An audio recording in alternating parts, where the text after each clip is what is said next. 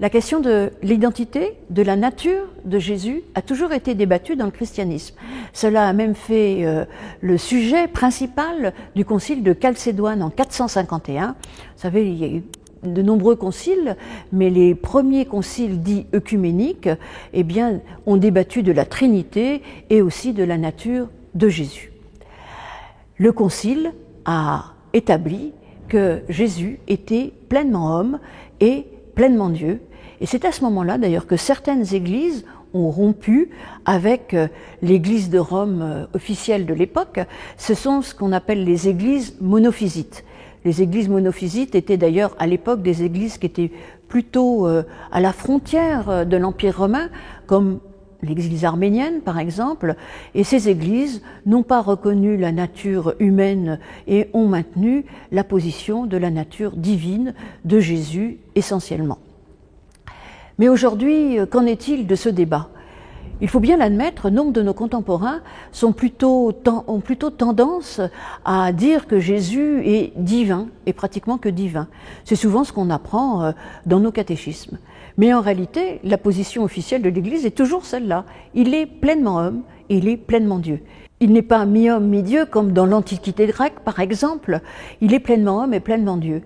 Ça a de nombreuses conséquences. Mais que nous dit la Bible en réalité ? Certains pensent que Jésus est Dieu. Dans certaines églises, on est même assez vilipendé lorsqu'on dit que, eh bien non, les évangiles ne nous disent pas que Jésus est Dieu. Parce que dès le début, dans les évangiles, on nous dit qu'il est le Fils de Dieu, ce qui est tout à fait différent. Et puis lorsque l'on questionne Jésus sur son identité, il répond « Et vous, qui dites-vous que je suis ?» Il y a un passage dans l'évangile de Matthieu où, en effet, les disciples se demandent qui est Jésus. Jésus leur dit « Que dit-on sur moi ?» Alors, certains disent que tu es Jean-Baptiste, d'autres que tu es Élie, d'autres que tu es un prophète, Jérémie ou un autre. Et Jésus leur demande « Et vous, qui dites-vous que je suis ?» À ce moment-là, Pierre dit « Tu es le Christ, le Fils du Dieu vivant ». Le Fils de Dieu et non pas Dieu. Donc on voit bien que la nature est un peu différente. Mais le sujet est assez complexe parce que, en réalité, on voit bien que, eh bien, Jésus n'est pas un humain tout à fait comme les autres, qu'il a quelque chose, il a une part de divinité qui nous échappe, qui nous dépasse. Je n'ai pas vraiment la réponse. Et puis finalement, chacun peut se situer. Parce que lorsque Jésus pose la question, au dire des autres, qui dit-on que je suis ? Certains disent que tu es Jean-Baptiste, que tu es Élie. Vous savez, Élie, c'est un prophète qui n'est pas mort, en fait, qui a été enlevé au ciel. On attendait son retour, donc ça aurait pu être Jésus. D'autres disent que tu es un prophète. Alors, est-ce que Jésus est un prophète ? Est-ce qu'il est un sage pour certains ? Quelqu'un de beaucoup plus sage que nous, beaucoup plus avec une capacité de discernement et de vision qui nous échappe aussi, mais qui reste totalement humain. Certains pensent cela. Eh bien, ce n'est pas grave à mon avis. C'est pas ma position, c'est pas la position de l'Église, mais ce qui est important, c'est la relation qu'on peut avoir avec le Christ. Et dans la relation que l'on a avec le Christ, c'est aussi la relation que l'on a avec nos frères et nos sœurs. Il le dit bien d'ailleurs à la fin de l'évangile de Matthieu, lorsqu'on lui dit « Quand est-ce que nous n'avons pas fait ça pour toi ? Quand est-ce que nous ne t'avons pas donné à manger, à boire, que nous ne t'avons pas consolé ?» Il dit « À chaque fois que vous ne l'avez pas fait, pour le plus petit d'entre vous, eh bien, c'est moi que vous n'avez pas accueilli. » Alors oui, accueillir le Christ, c'est aussi être capable d'accueillir les autres. Et c'est vrai que, eh bien, il y a une vraie réflexion à avoir là-dessus. Une vraie réflexion sur où trouver le Christ aujourd'hui dans notre monde. Parce qu'il est ressuscité, il est vivant parmi nous. Eh bien, c'est certainement à travers la rencontre, à travers nos frères et nos sœurs, que nous pouvons rencontrer le Christ. Et nous pouvons aussi rencontrer le Christ dans la prière, dans la lecture de la Bible, dans la méditation.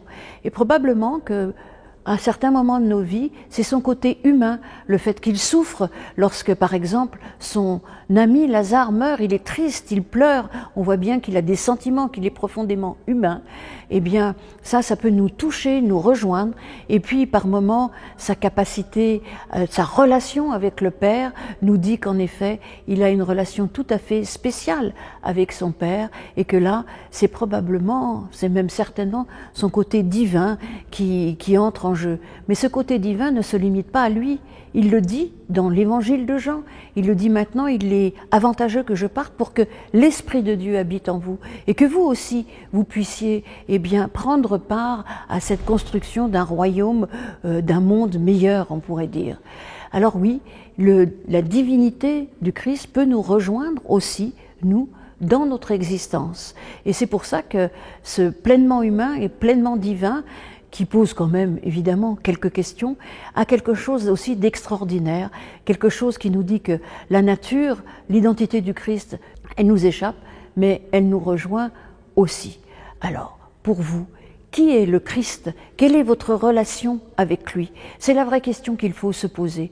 Et comme je le disais, parfois, nous sommes rejoints par son humanité, parfois nous sommes ébranlés, nourris par sa divinité, la manière qu'il a, et nous sentons vraiment qu'il est d'une nature différente de nous.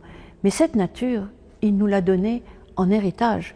Parce que là aussi, c'est dit au début de l'évangile de Jean, à celui qui croit qu'il est le Fils de Dieu, eh bien, il est donné d'être aussi enfant de Dieu. Nous aussi, nous sommes des enfants de Dieu.